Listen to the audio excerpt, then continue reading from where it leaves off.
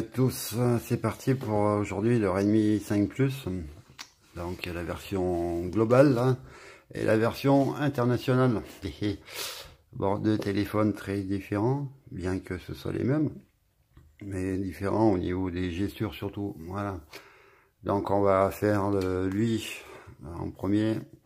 Donc Redmi 5 Plus global, la version noire, c'est le 332 Go, hein, donc avec Snapdragon 625 cadencé avec 8 cœurs cadencés à 2 GHz.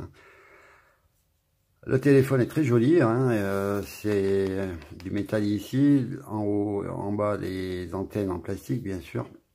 Bouton volume plus moins power, le tiroir carte SIM, le micro, le port jack et le capteur infrarouge qui marche très bien pour la télécommande sur une TV Samsung. C'est très bien. Le capteur d'empreinte qui lui est royal. Voilà. On n'a pas la reconnaissance faciale dessus, c'est dommage. Bon, on fait avec. Donc je viens de m'apercevoir que j'avais une mise à jour là, donc je la ferai plus tard. Donc on va voir qu'est-ce que ça nous propose. C'est une nouvelle optimisation, stabilisation, optimisation, performance. Ok, donc on verra tout à l'heure. Bon, je sais pas si on voit bien à l'écran là avec ce thème foncé. Donc Redmi 5 Plus 7.1.2 et MIUI, pardon, MIUI, voilà. Global 9.2 stable, 9.2.6.0 NEC. Voilà, ça c'est pour la globale. Octa-core cadencé à 2,0 GHz, 3 Go de RAM, et donc tout ce qui reste en mémoire. Dans la ROM, on retrouve bien entendu tous les paramètres de Xiaomi.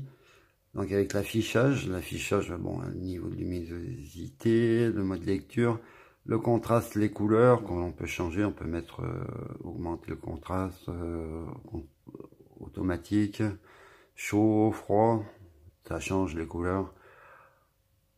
Ouais, je préfère le laisser standard par défaut, ça fait qu'il est ni trop jaune ni trop bleu. Voilà. On a le double tap, on peut changer les couleurs, la taille de la police, les thèmes, où il y en a vraiment beaucoup. Et au moins, ils ont l'avantage d'être gratuits chez Xiaomi. Les notifications dans la barre d'état, tout ça. Puis on peut afficher le nom de l'opérateur. Donc là, moi, je suis chez SFR, ça marche très bien en 4G. On peut mettre le débit aussi. Et donc, tous les paramètres que l'on retrouve sur un Redmi Note 4 ou 4X. Hein. Dans les paramètres supplémentaires, on retrouve donc les raccourcis des boutons. Donc, on peut lancer l'appareil photo en appuyant 2 fois sur la touche Power. Éteindre l'écran, on tient appuyé ici, ça devrait éteindre. Normalement, je ne l'ai pas mis. Donc allumer la torche, on peut planifier aussi sur les boutons. Fermer les applications. On peut changer les boutons de côté. Si on est gaucher, c'est plus pratique. Bon, moi je suis droitier. On va le remettre dans le bon ordre. On peut effacer aussi les boutons, les masquer. Donc là, on se retrouve sans bouton. Donc c'est un peu galère. Et à chaque fois, il faut relever... que ce soit n'importe où, dans n'importe quelle application, pour sortir d'un truc, il faut relever pour pouvoir les sortir. Donc moi je préfère pas, je le laisse allumer. C'est dommage qu'on puisse pas changer la couleur de la barre, mais bon, ou alors peut-être le bouton aussi pour les masquer, mais en fait on s'y fait. Donc on a le mode à une main que l'on peut paramétrer en fonction de la taille que l'on veut. Voilà. Bon, moi je m'en sers pas personnellement, mais ça peut être pratique ceux qui ont des petites mains. Voilà, accessibilité. MyMover qui est bien pour si on a deux Xiaomi par exemple, s'envoyer les données. Et ça restaure tout. Et donc voilà, après on se retrouve avec les applications clonées. Hein. On peut mettre... où c'est que j'ai vu ça? On peut cloner les applications. Donc si vous avez 2 comptes Facebook, 2 comptes Twitter, Insta, Snap, enfin toutes les applications que vous voulez cloner, vous pouvez les cloner. Et on peut aussi mettre le téléphone, je dis peut-être des bêtises, que sur celui-là on peut peut-être pas le faire. Mettre le téléphone avec deux comptes, hein, carrément, avoir 2 téléphones en un. Donc si celui-là on va pouvoir le faire. Donc voilà, très joli téléphone, très joli. Bon, il y a plein de thèmes, hein, bien sûr.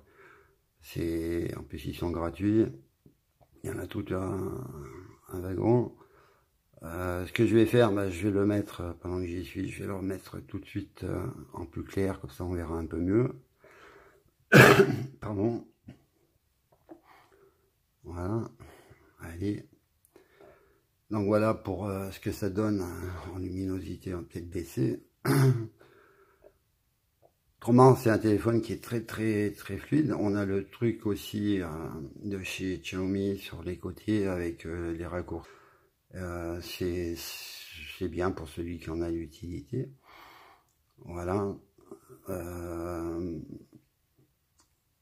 Les photos, ben, il fait de très jolies photos. Hein. Je ne sais pas si vous avez vu les photos, les vidéos précédentes, où j'ai essayé de faire un petit montage, mais bon, c'était pas très réussi, mais bon, ça permet de voir un peu qu'est-ce qu'il vaut avec stabilisateur, sans stabilisateur, et de jour, de nuit.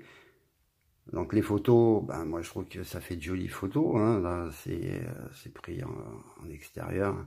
Ça grésille pas du tout, c'est pas flou,